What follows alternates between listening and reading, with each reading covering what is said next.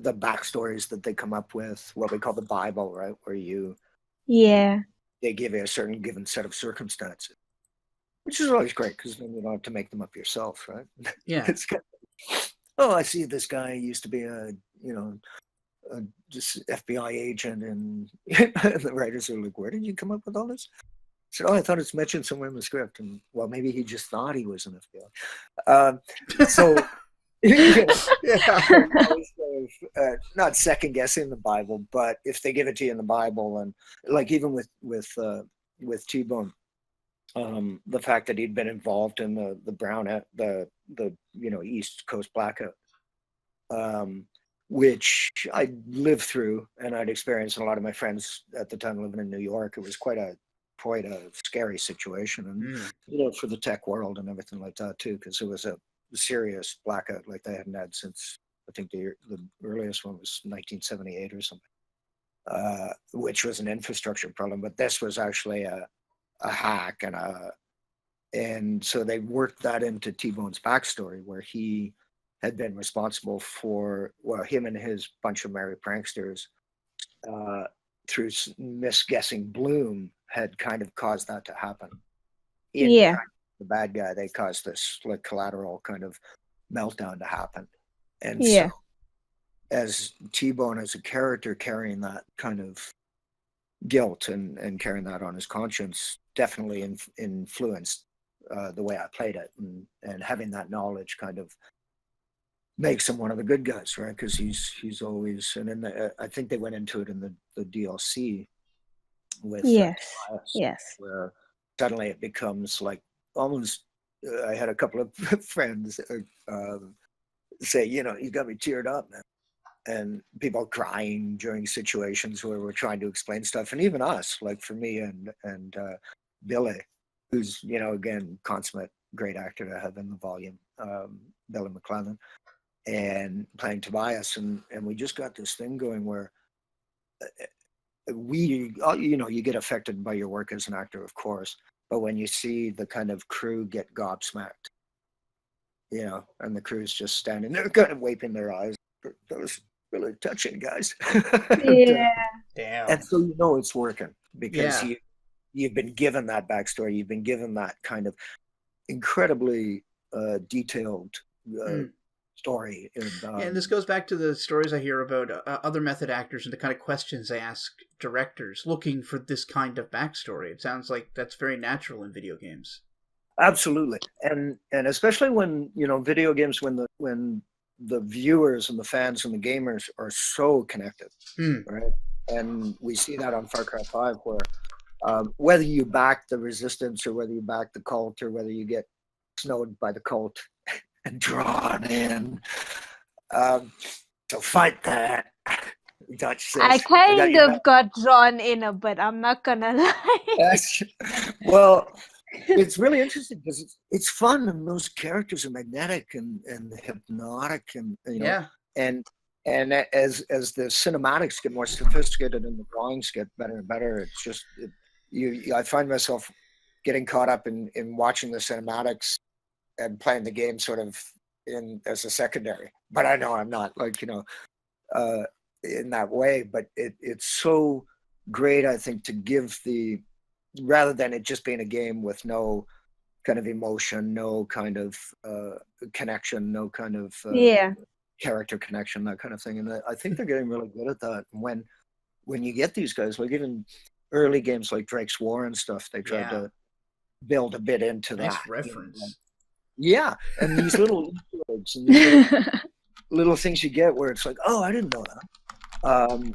And now with Dutch, with his history in Vietnam and the whole thing they're playing on with Clutch. And they made me look like Dan Hay, and then they made Clutch look like me. And I think the DLC just launched, right? That's a launch. And the continuation of the characters, where even all the stuff I said as Dutch, because most of the work I did with that one, although there were a couple of days in the volume and in mocap, so much radio stuff in the sound booth, because so I think we recorded for a couple of months. off and on where they just kept giving me these volumes of, the chatter on when I'm talking with everybody walking through, and the whole endings or the alternative endings, no spoilers, but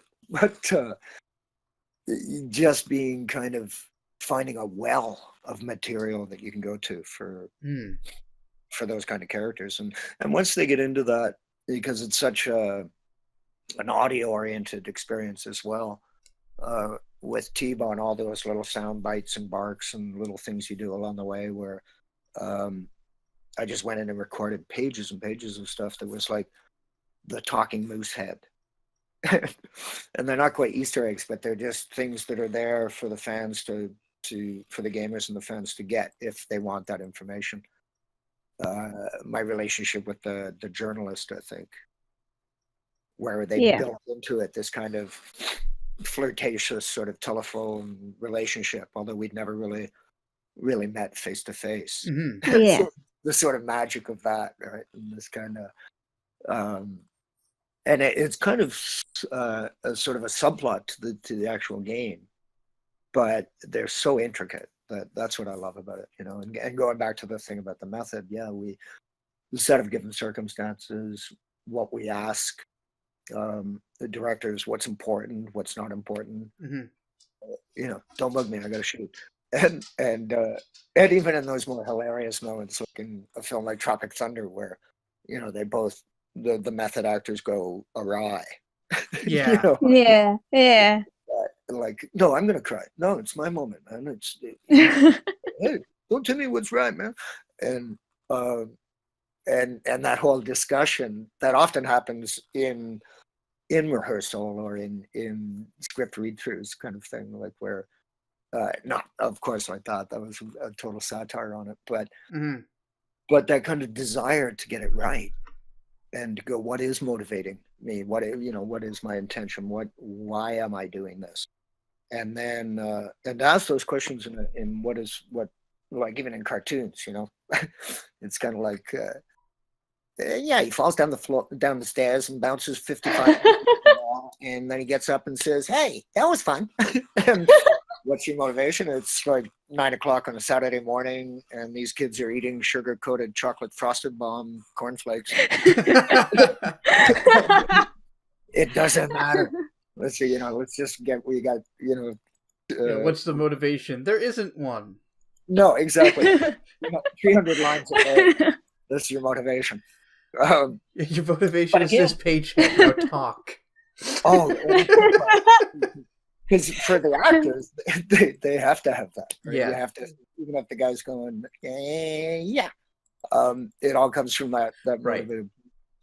Great experience too was doing all these NHK for a while in Vancouver. We did these Japanese sort of soap operas, Japanese and Chinese soap operas. Well, the Japanese one was like a Wandering Ronins.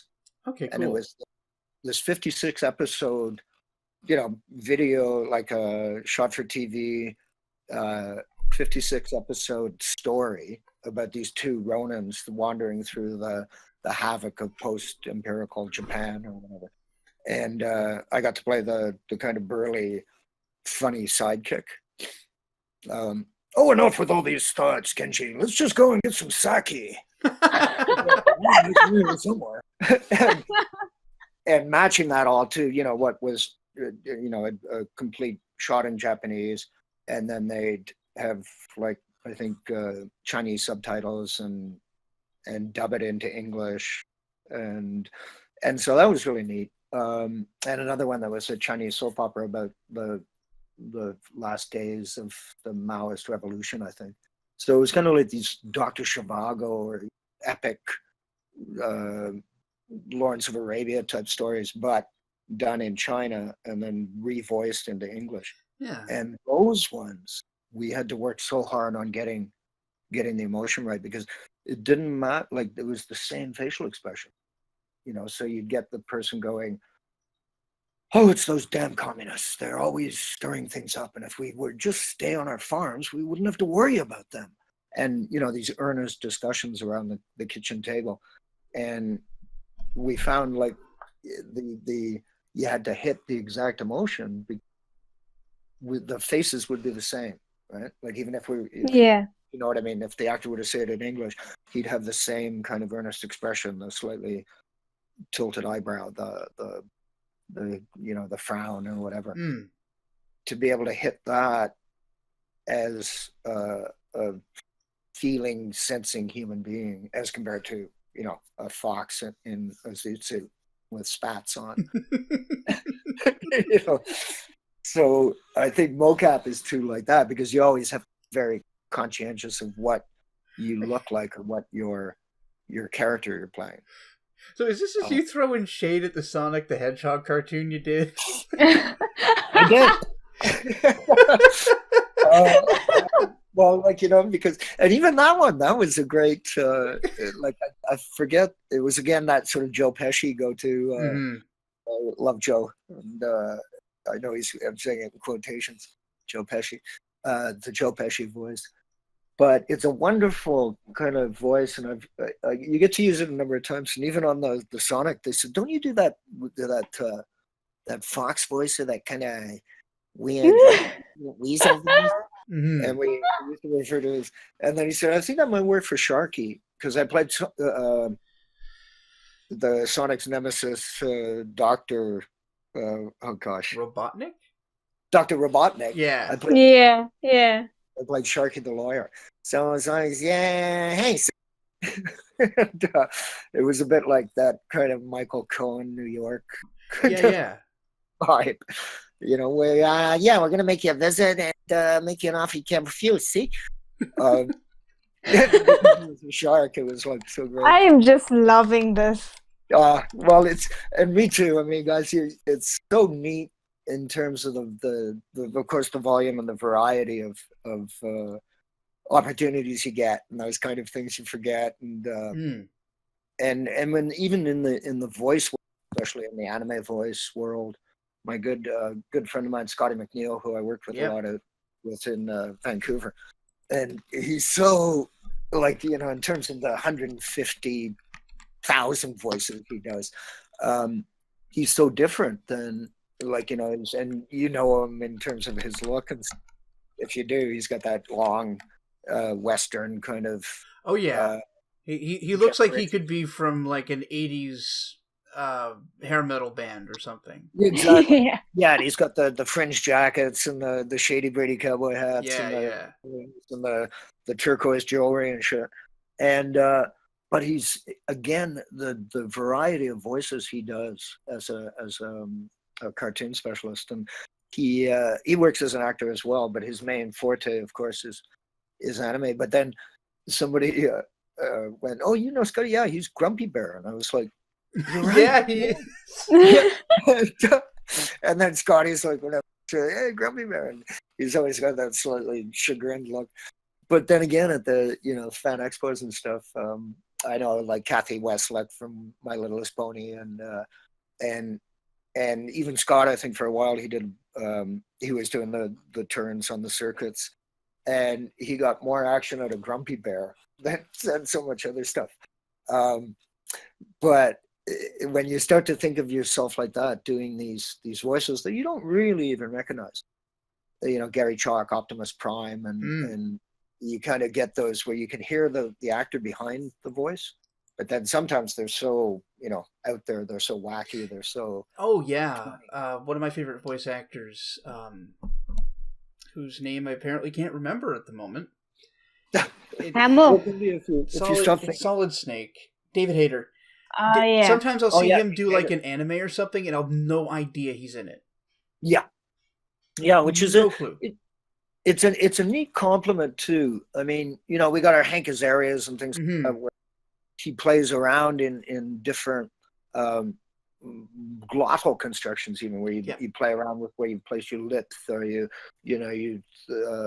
give yourself a lisp, or you camouflage your own voice. The great Phil Hartman used to talk about that, where in some interview, I think with David Letterman, where he said, "So I hear you do 150 voices," and he says, "I've never really counted, but I think that sounds about right." And he goes, "Okay, well, do you know them all? Like, are they all filed and labeled as voice number 29?" He's pretty good. And then he goes, okay, well, do voice number 1. And, well, that'd be me, Dave. And then the departure point from that. But ultimately, it's like that. And then, you go, oh, voice 11. It's that loudmouth guy that walks into the room. Voice 52. Let's say that's that Scottish gentleman that fought the king and can still hear the screams of the men as they were impaled by those flaming arrows. And so you don't really have them codified or numbered like that, but you definitely can go to them pretty quick, I guess, because the mind is ultimately like, computer database, and you just got to get that right file and then do it enough that it sounds in the ballpark, and then further hone it. Mm-hmm. And I usually did, like, even with the fact of T-Bone, we discussed that with Ethan James Petty, who was one of the original creators, and even back earlier that where T-Bone was always kind of like an enigma, a bit of a cipher, because he was in disguise. Yeah. Hiding out in Chicago, and so the accent was a kind of a put on, exaggerated, sort of Midwest kind of tribute accent to things like, certain voices he heard. And then because you go back into his backstory, and he's from New York, he's like Queens, and so then I gave him this thing where he is actually, where then his real voice would be a New York dialect, either on the other side of the river, on the East River dialect, which is a whole sort of Irish based, and then with the name Raymond Kenny, and of course Kenny is an Irish patronymic. So then you start getting into the thing where it's like, okay, so if he comes from that area in New York, and Queens and Brooklyn have a very typical cadence, or even Hell's Kitchen with the Westies and the New York Irish. So can we kind of see T-Bone being something like that? And then that kind of go-to sort of Southern good old boy that he puts on and stuff. Right? And the ability to switch. But we never, they said, well, that would be something he'd like, because that's too far back in his past. And then I gave myself a kind of a heat, like, if you can't walk away from it in 30 seconds, you got to change your mindset. So, and so he's become that persona. He's no longer, he wouldn't know how to go back to that sort of New York thing, because he's left it behind so long. And we talked about it too with Lars, who directed the because we said, even with Tobias, would he ever go back? Because Tobias would know him from that period. And he said, I think he assumed this character. It's like somebody moving to England and they cop an English accent. Oh yeah, the old Madonna. Yeah. Or you vice versa, somebody coming from London and they don't want to stand out anymore, so they kind of adopt that sort of American. Yeah, you adapt to the situation. Yeah. And that definitely happens with kids, for sure. Like anybody immigrates when they're in 5 or 6, or and even then, that I always got questioned, especially down the States, but like, so where were you born? And then I'll be talking about Canada, Madison, Wisconsin, and then I grew up in relatively around the Great Lakes, Toronto, Ottawa. But you go, well, why have you got an Irish accent?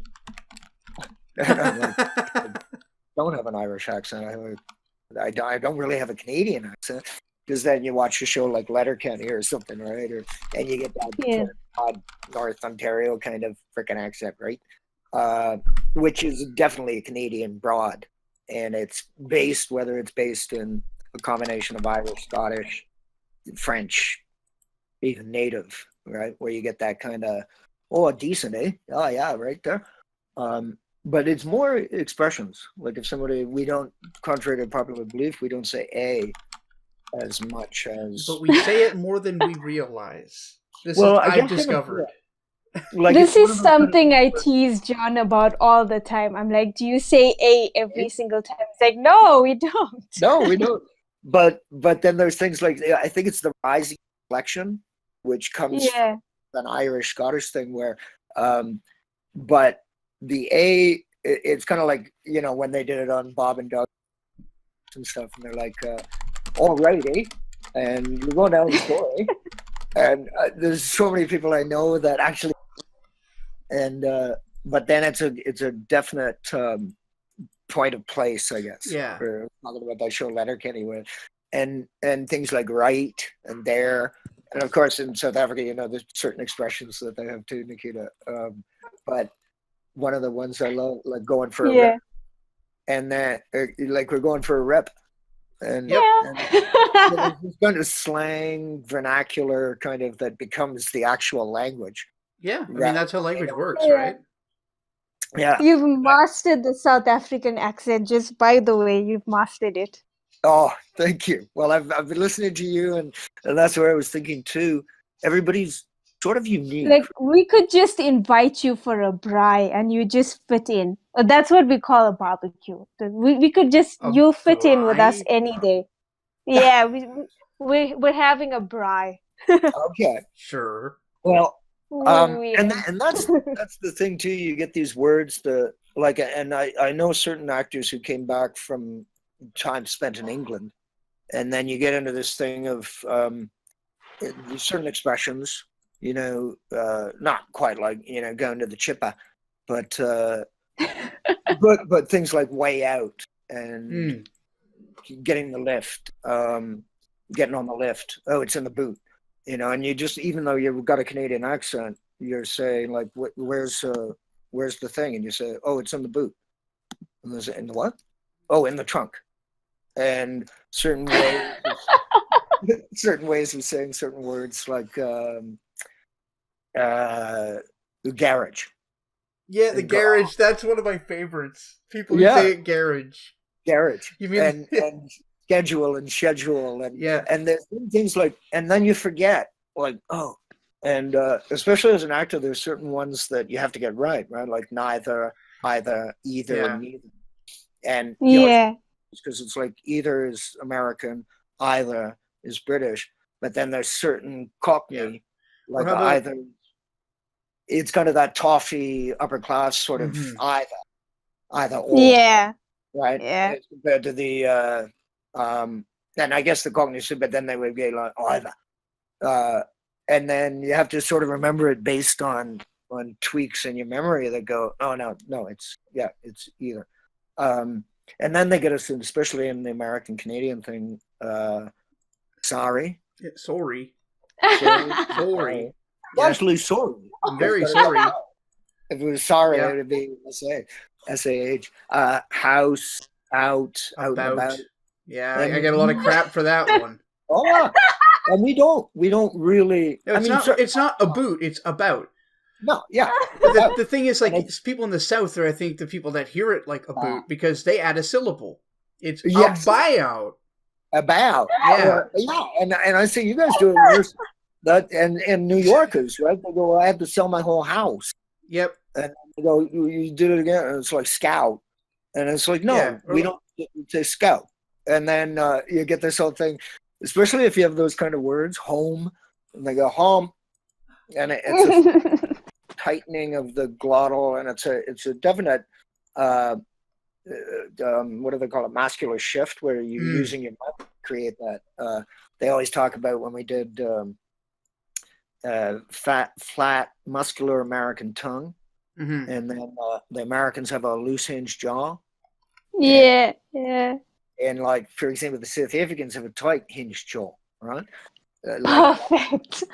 There's very little as compared to the muscular, like Russia, where they have again the loose hinged jaw, right? Yes. Big glottal space in the mouth, and so you learn all that stuff as you go along. But it's interesting to see it from being in the country, and you get like John, like what those.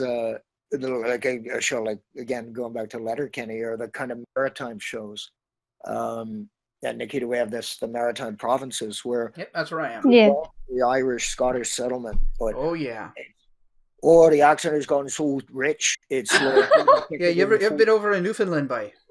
yeah, and it's like it's the burrito dude takes the boat out there. Yeah. And they've so truncated all these words, Yeah. and then they've got certain expressions like "stay where you are, I'll come to where you're to." What? Yeah. Hey, where are you to? I'll come where you's at. Where are you? Yeah. Oh, where are you at? So, yeah, that's a New Brunswick one if I've ever heard where one. you's Yeah. at, come where you's to. And the Irish do that too. With one of my favorite was, "Are you going to the bar tonight?" "No, I ain't." I ain't it. Yeah. Yeah, I ain't. Oh my goodness. Yeah, and it's so you get those kind of things if you develop those. Yeah. Then you say them without being in the accent. And I think that's the whole thing. I ain't it. I ain't. I ain't it going to the bar tonight. I ain't. It's again contraction, but it's a contraction that's totally and I believe maybe that's where the original American "I ain't" is coming from, right? Yeah, actually, that's a good point. No, I ain't. And then you look for similarities, like the Deep South in America is often based on those old British colonial landlords, or slave lords kind of thing. But they all come... landlords in heavy quotations. Yeah. Well, but because I think they were definitely, but they definitely came from early encroachments, colonial encroachments and things. So you have these kind of accents that are based upon a deep, like even the you take it out of the throat and put it up into the nose, and all of a sudden you've got the British aristocracy that got supplanted over there, and then 4 generations later there are all these deeply rational accent based upon highly enunciated. Yeah, exactly. So I that kind of thing where it's fascinating to look at from an actor's viewpoint, because it's all based upon that study and that kind of relationship. But I hope I'm not getting too deep here. But no, man, you have naturally answered almost every question we were going to ask. This is the best interview ever. Great. Because I know it's like you're the most, like, I think this is like a dream guest to have. Yeah. It's almost like someone slipped you the script and you're just like answering the questions, because that's what's happening here. Because I have to remind myself sometimes, especially in I think TV, like in live interviews, where there's that sort of rule not how to do an interview, because we all feel it out normally. And often, like you guys, right? The interviewers let you talk or prod you when you want, and but there's always the memory of let them ask the questions.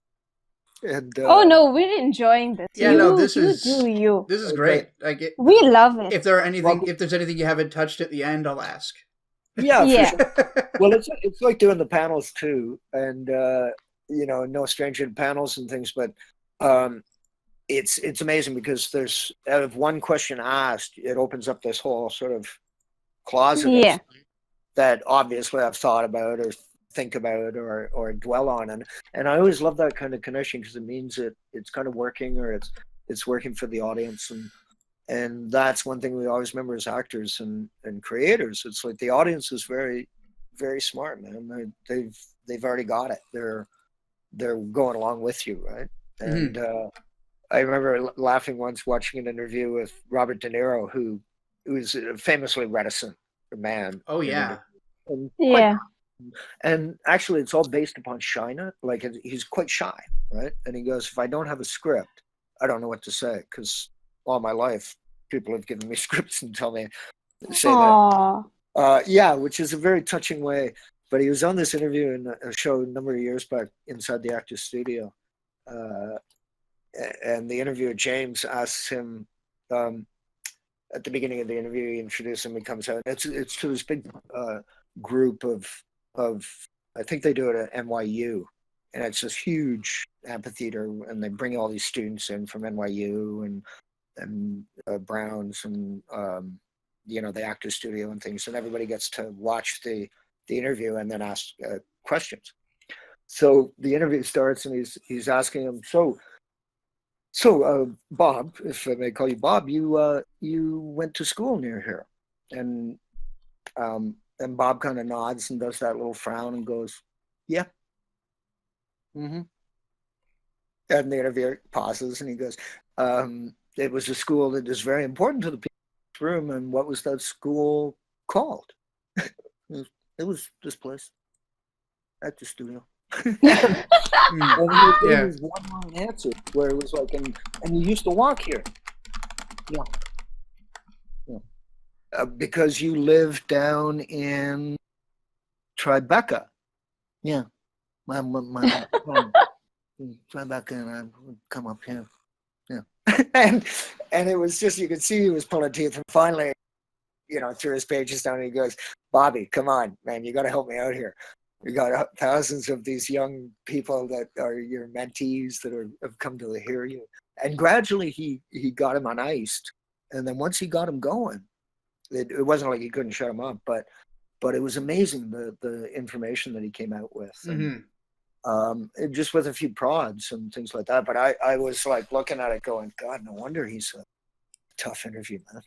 Like, come on, buddy, engage. And I have a friend who does when we do EPKs, which are the when you're on a TV show or a feature film, the sort of behind the scenes where the EPK team comes and interviews you and asks you things about the show and anything you're allowed to talk about, sort of thing. And some of them are funny because they first started doing them DVDs, and they had the special release, I guess, back in the day of the early DVD release. And so part of the special release, you get all these backstage interviews with the actors or off-screen interviews and joke things. Ben Stiller and Tom Cruise in I think one of the first Mission Impossibles, where he pretended he was his stunt guy, and both Ang Lee and didn't know who were pretending they didn't know who it was. Yeah. So it's kind of like that Galifianakis between two ferns kind of thing. Oh yeah. Where it's fake, but it's real enough. Yeah. And it's sort of that cringe comedy where it's like so real it hurts. For sure. But there's the place where it is that this friend of mine said, and don't get too, like when you're doing your EPK, and don't get too serious, man.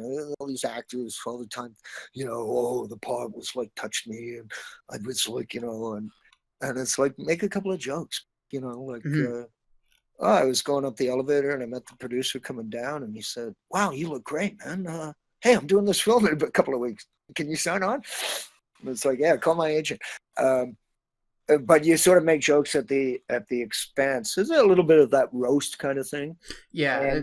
Yes. That's the way I am with my friends. It's just, I love that. Yeah. But he'd get to the point where he'd say stuff that had made no sense or didn't. And you have the poor fans sort of wanting to hear stuff and then scratching their heads because it's like, what did you just say? Or what are you talking about? Or why would he say that? Something about some reverent thing that the fans believe in about the character, and then you go, oh yeah, just like fucking around. Then it kind of goes the wrong way, right? Yeah, taking away from these characters people identify so deeply with seems really ill-advised. Yeah, absolutely. And we saw it with Bill Shatner when he God, he's such a disappointment. Yeah, well, way back Saturday Night Live, I think that's where it started out, where he was like, get a life, what are you Trekkies? And all the Trekkies were like, oh my God, what did he what? Yeah.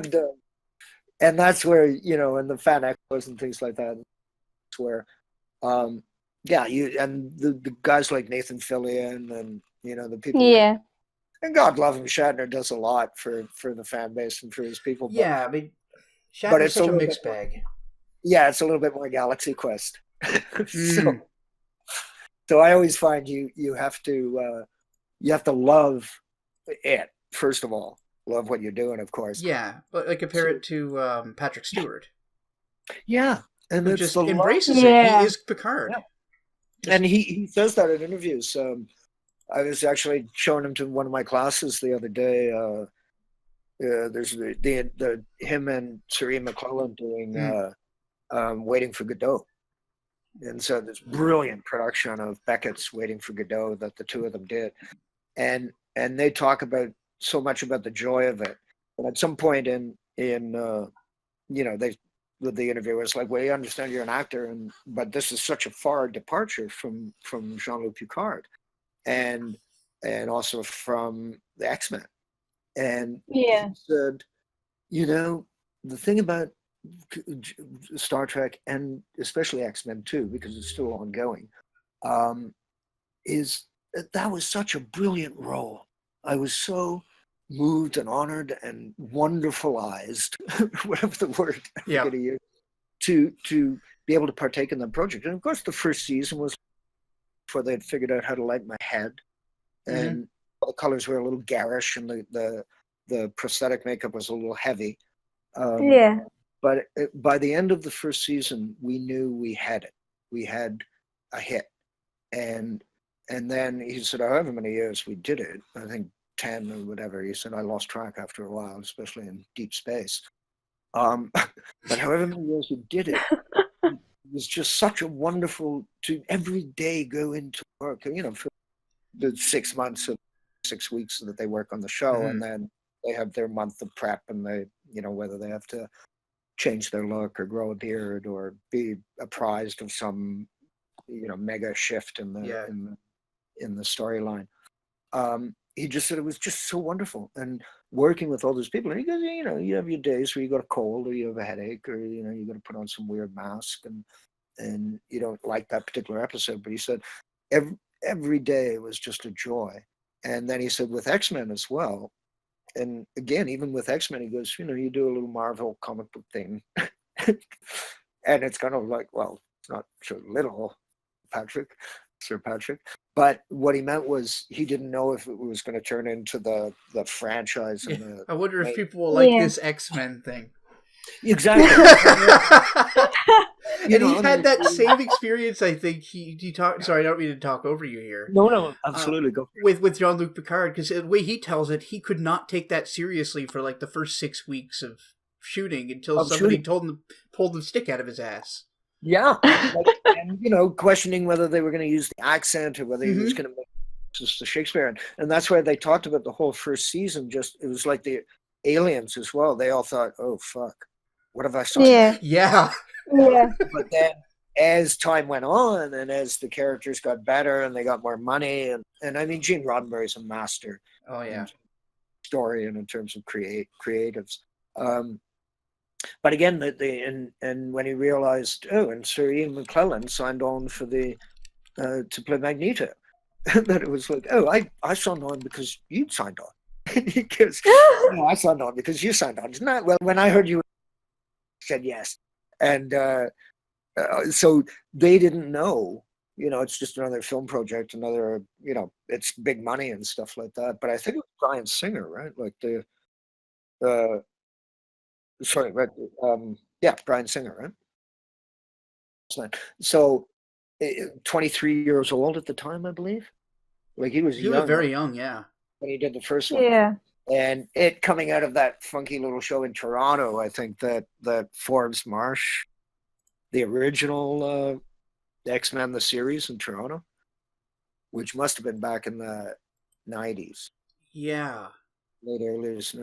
Early 90s. Talk about the animated one, or no? It was live action. It lasted about 2 seasons. Yeah, I don't remember that one. Yeah, but then the success of the franchise, of course, and the whole thing with the going back to X-Men First Class, but when they first shot it was that Rhodes Island University out in Vancouver Island, so they were shooting up in Vancouver. Except for Hugh Jackman, they sort of thing, right? Yeah. But it was pretty. Bryan Singer was never low budget because he comes from millions and stuff, and he always brings millions to his projects. But it was one of those ones like the original Aliens, where it was like, whoa, or Alien, I guess. Alien, yeah. Yeah, Alien. God, that's a good Yeah. movie. And they just all thought, what the fuck is this?